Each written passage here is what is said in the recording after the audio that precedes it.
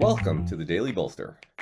Each day we welcome transformational executives to share their real-world experiences and practical advice about scaling yourself, your team, and your business.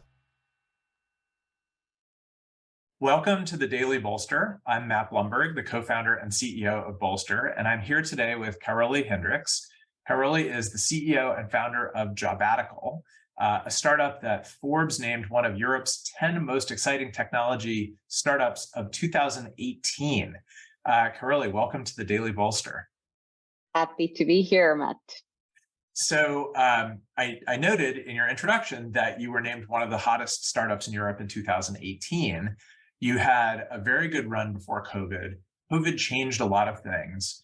I know a little bit about Jobbatical because we're in a venture portfolio together. And I was really interested in an article that you wrote a few months ago about why you should consider pivoting even when times are good. So I'd love to hear a few of the reasons that startups should consider pivoting when times are good. Yeah, thank you, Matt. And I must say that we definitely did not have have not had a linear journey. And yes, it was 2019 when we had about 500,000 users. We had raised $8 million. Year before, Forbes named us one of the sexiest, hottest startups in Europe. So things were pretty good, right? But what happened was that our core business, what we started to do was cross-border recruitment, right? So my whole idea was how to replicate Silicon Valley's outside Silicon Valley. So we really help people to get hired, like smart, amazing people to get hired from 52 countries to 37 countries. And what happened there was that our clients, so we were selling this recruitment platform to our clients, and they hired some people, and then they said, could you also help us to get those people here? So suddenly we have a side business. So because we want to help our clients, we don't want to say no, so we have a side business. Now what happened there was that side business started to grow so much faster than the core business. And honestly, as a founder, it was pretty tough because I still believe that this is where our vision is. We put 4 years of work and 6 million euros we had put into this, right? So, but we saw there's something was there, and basically what happened there was that by 2019 so first 2 quarters, we're telling such a strong story. So the first 2 quarters, our cost base for the side business was 7%, so very tiny, but 40% of our revenue came from there. So that's a pretty strong market signal that you might need to change your focus. Exactly, and then like what the story this actually was telling was that as a recruitment platform, we were helpful to our clients, but nothing really happened to them if they didn't use us. But as supporting their immigration relocation, we realized we were really a painkiller, so it was a very tough decision. Honestly, I remember that board meeting really well when I had to, I had to tell Andy and other board members that we are now going to set aside everything we have built, $6 million, and start from the scratch. But the data was really telling us a story of a product market fit. How did you balance out intuition with data? Because it sounds like your intuition and emotion about the thing that you started versus the data of what was actually happening. Yeah, I think that's a good question. And I think that's kind of, I remember back the management discussions, because by that time, one of the things I've done in my learning process as a leader is a lot of hiring mistakes. But by that time, I had really nailed on who was around me as a team, and everybody saw it. But honestly, what people didn't believe is that we will actually give up the core business. Like, let's do both, a little bit less, let's do both.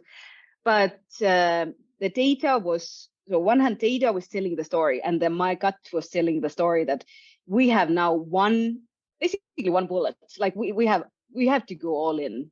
Like we have to have focus and product market fit. As a startup, you need those 2 things, right? So if we don't focus, we don't use that final shot at the maximum way. So I think there was where my gut feeling, like really, I kind of went against my management and I said like, okay, no, if we do it all in, like no distractions, and we will just try to see what we can do with that remaining $2 million and build out an experience of cross-border move that will change the industry. How did you get your team comfortable with the idea of pivoting? Mm-hmm. Yeah, that's also a question because I think, and there's two levels. Like one was the management team, and funny, I had just hired a head of product who then became the co-founder of Jobbatical 2.0. So from a napkin to what it is today. But I think from the management team, it was the same. I think the focus and what I just covered was very clear. But from the team perspective, we really gave very transparent overview of why we have made this decision, what led to this, where we are right now, what our vision is, what our roadmap is. So we literally, like every detail of our decision making, we actually shared with the team. In general, I think that kind of shifted. Now today I can say that we are a super transparent company, but I think it kind of shifted during the pivot. Like everybody. So we had even people. I mean, we had to lay off like 1/3 of the company because we didn't have any, recruitment related to talent needed anymore. But even those people whom we had laid off, some of them were sitting in the all hands and cheering for us because it was so clear and the narrative was so transparent that everybody understood. Okay, this is what we have to do. We have together. To do it. Yeah. All right. So if you were coaching an entrepreneur who came to you and asked you this question, hey, I'm thinking about pivoting. Should we pivot? What is the one most important thing you would challenge that person around? I think here I actually remember the quote from one of our fellow USB portfolio members, Alan Lau, who said that 3 months after pivoting, I told him the story and he told me that, Karoli, if you're wondering if you have product market fit, then you probably don't. Like if you're already asking me that question, then most probably this is a question that already is answering itself. So I think this would be my, I think if we are wondering, if our team is wondering, then it's time for a change. And the change usually is quite big. And I think that one thing that you have to then ask, and honestly, today, I'm super excited, Series A level CEO, but I have done that now twice, right? So I had to start from the completely scratch. Every pain point that is in the early stage, I had to do it again. So one thing you really have to ask, are you ready to start again? Because your team needs you to be ready and the energy you need for that. All right, that's a great place to close. Karoli Hindriks, thank you so much for being here today. Thank you.